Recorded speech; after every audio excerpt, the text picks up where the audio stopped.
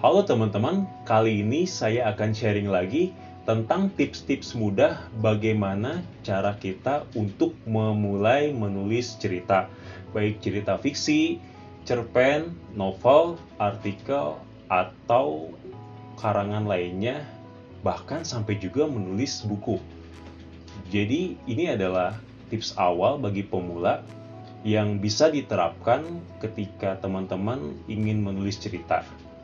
Ini juga bisa diterapkan oleh penulis yang memang sudah berpengalaman.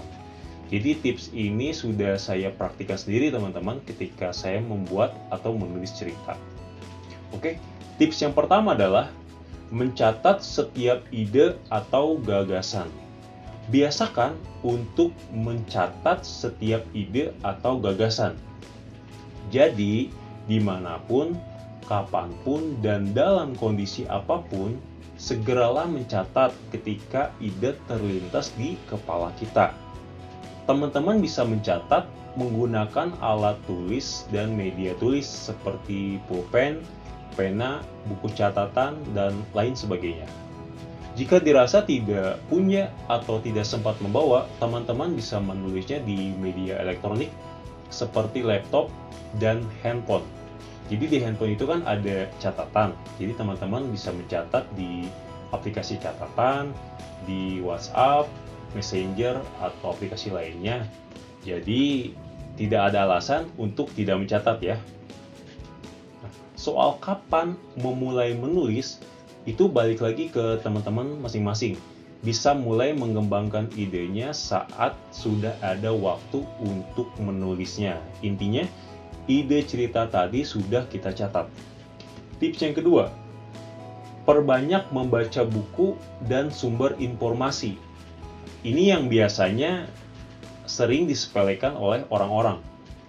Menulis dan membaca adalah dua pekerjaan yang tidak bisa kita lepas satu sama lainnya. Yang kedua ini sebenarnya bersifat opsional, jadi teman-teman boleh menerapkan, boleh juga tidak. Jangan senang dulu, ada tapinya.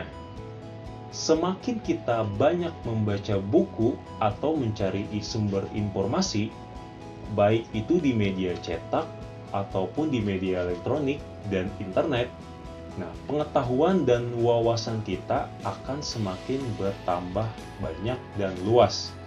Bukankah itu adalah bekal untuk kita menulis?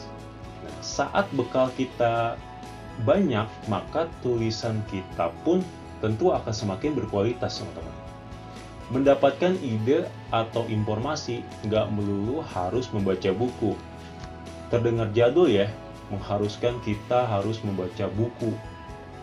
Ya, tapi itulah basic kita mendapatkan informasi. Tidak perlu khawatir teman-teman. Ada alternatif bagi kaum-kaum yang mager membaca buku. Apalagi di zaman digital sekarang ini ya. Membaca buku bukan lagi satu-satunya sumber kita mendapatkan ide atau informasi. Tentu kita bisa mendapatkan informasi di website internet, di forum-forum diskusi offline atau online, di beberapa komunitas kepenulisan dan lain sebagainya. Juga sekarang kita lebih mudah untuk menonton video di YouTube seperti yang sedang teman-teman tonton ini.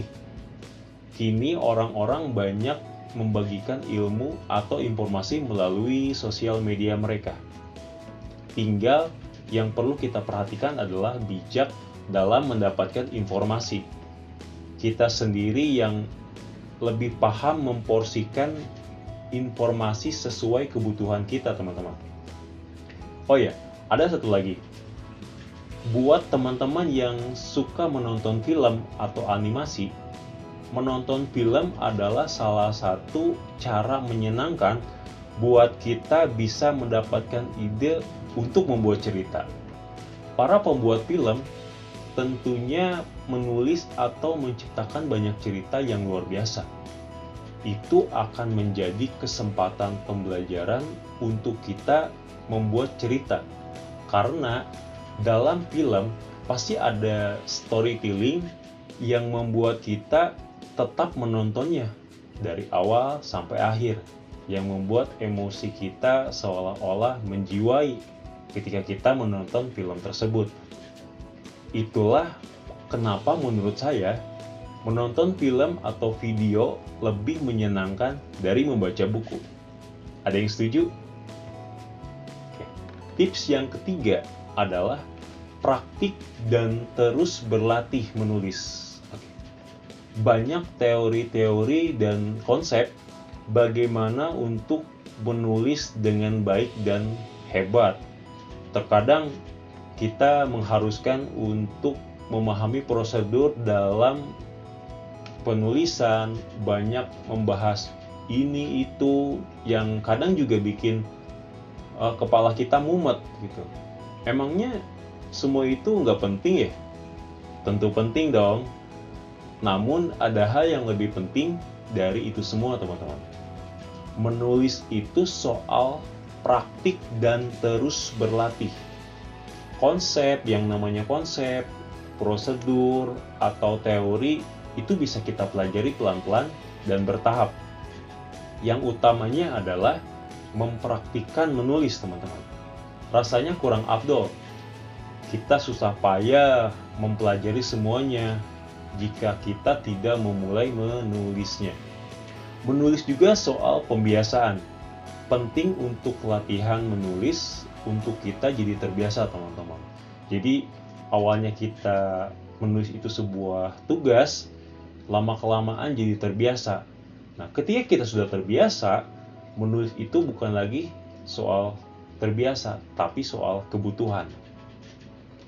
Terus seberapa banyak kita menulis dan kapan kita mulai menulis?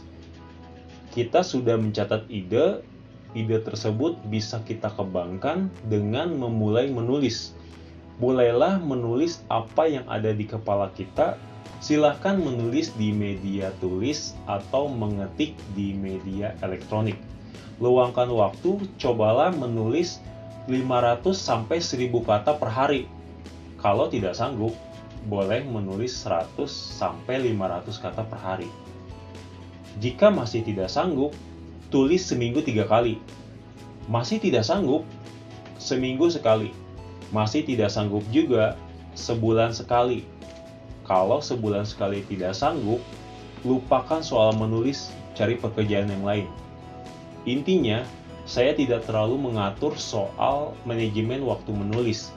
Teman-teman sendiri yang menentukan kapan harus menulis, kapan harus istirahat. Menulislah sesuai mood dan hati, agar tidak ada paksaan. Soal manajemen waktu penulisan, nanti saja kita bahas. Kalau kita sudah terbiasa dengan tips-tips ini.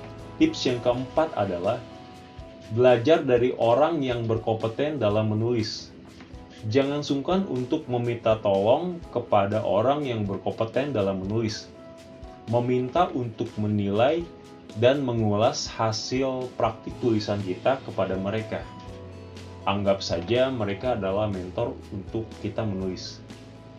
Yang namanya mentor tentu akan mengarahkan kita ke hal yang tepat dan memberikan saran serta masukan yang tentunya berguna bagi kita. Jika dirasa kita sulit mencari orang yang berkompeten dalam menulis, kita bisa meminta bantuan teman kita untuk setidaknya mau membaca tulisan kita.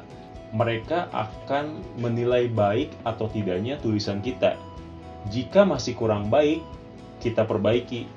Jika sudah baik, tetap berlatih.